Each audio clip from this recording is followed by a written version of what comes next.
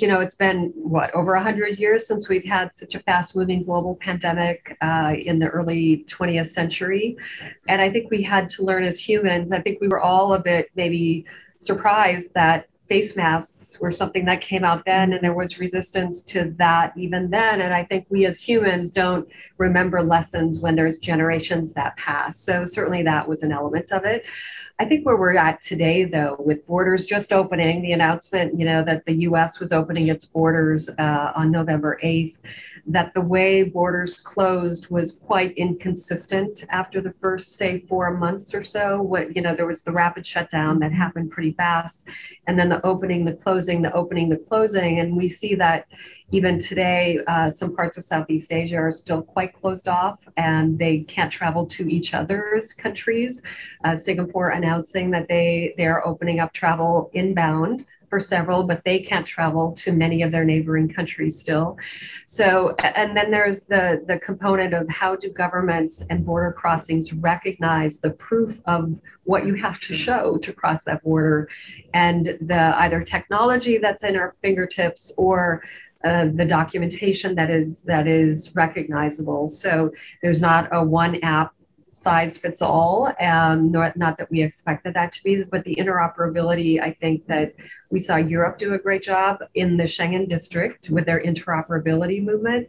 We need that to be beyond so that we get those tools in place as well, especially for business travelers who are ready for a 5-minute speed through something. Right. Means that they are more likely to make their meeting on time and make their connection in some cases. And so for all of those ease of use items and consistency, and for traveler peace of mind that they know what to expect, because I think that's another barrier that while business travelers are ready to get on the road, especially for domestic business trips, I think that international travel is still has a little angst for a lot of people, because they don't know, like, when I come back, do I need a test? Where will I get it when I'm in a foreign country?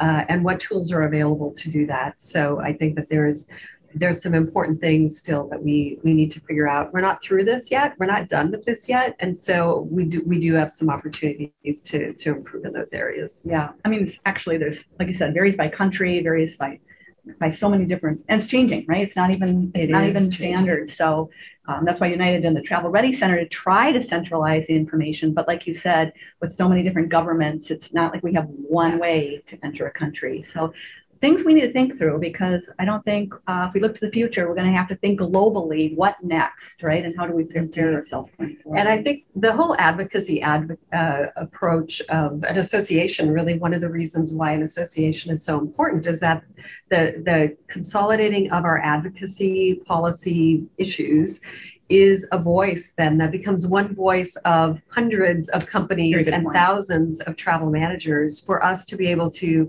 you know, speak to EU policymakers, speak to White House COVID task force policymakers, speak to Canadians and MPs in the UK as well. So I think that has been a great learning experience for me as well. My great staff, Shane Downey, Debbie Iannacci, and others, and our local leaders within the UK, for Europe as well as for Canada, very important in the way that we approach local governments and national governments. And even a local voice has a lot to be said when business travel is on ice or on hiatus, as we would say. Local tax dollars don't flow in either from those business travelers that would be staying at local hotels. And so a local voice is a very important voice, even at a local level. Yeah, that's a good point. Yeah, absolutely. A lot of ramifications, and we need a collective, unified voice going forward. So, lastly, I'd like to find out, what is one major prediction that you see in meetings and event space in 2022 and beyond? So I might have a couple. Okay,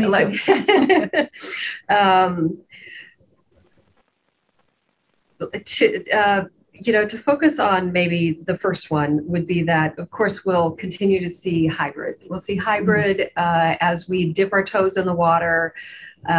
We will continue to see things like Oh, you're on mute, which is, I think, the most common phrase. I came from telecom in the days when "can you hear me now" became the thing that everybody was saying, and it became one company's ad campaign. I think "you're on mute" is going to be somebody's ad campaign going forward. That when you're in face to face, there's no mute button, so you can just talk, and it's a really great feeling. I think that exuberance that people have from their first face-to-face meetings is going to be palpable. My second more fun one is probably that women and men are going to realize that they don't have to wear uncomfortable shoes to long meetings and long events anymore. And I think we're going to see a rapid change in footwear that we're all wearing today, like my sneakers or your comfy loafers. Absolutely. I think that we'll see that in more face-to-face activewear going forward. Yeah, I think comfort is here. We're used to it in home, and we're going to want it going forward. I think so. Those high heel manufacturers are done. So. How about you? What prediction would you offer, Barbara? I would challenge the audience to think about leisure. I really think that business and leisure are merging together, and we're seeing, people that are going to a meeting and event bring their significant other, their spouse, even a friend, because the friend or the significant other, a spouse, can go, right? It used to be like, you're going to Orlando, can't do it, I got a call, I got a meeting. Well, now you can jump on a plane and you can get there. So what does that mean for the meeting industry? How does that affect duty of care? Should there be a revenue stream there for the spouses and friends and significant others to be able to do things while their other partner is in the convention? Things we haven't really had to think about. Yes, it happened on a small scale in the past, but I really think going forward, you're going to have that blend of business and leisure, or the attendee is going to want to stay. So we need to be thinking differently about the composition of that meeting going forward and what that looks like for the attendees and the others that they're bringing with them. I think you mentioned another trend that I'd like to mention, which is the digital nomad nature of what happened over the last 20 months, that people who can be digital nomads can now take their work with them rather than it being very office-based. Now that trailing spouse or someone who's there because someone gets to go to a cool place for a great event, now they can work in their hotel room. And we spoke beforehand that is something certainly that is there as well. And, the hybrid, I think maybe it will eventually play out on the event side, but in the small or simple meeting space, I think there will be maybe there'll be nuclei of people getting together in a nearby place and then having those hook up into more of a networked kind of meeting.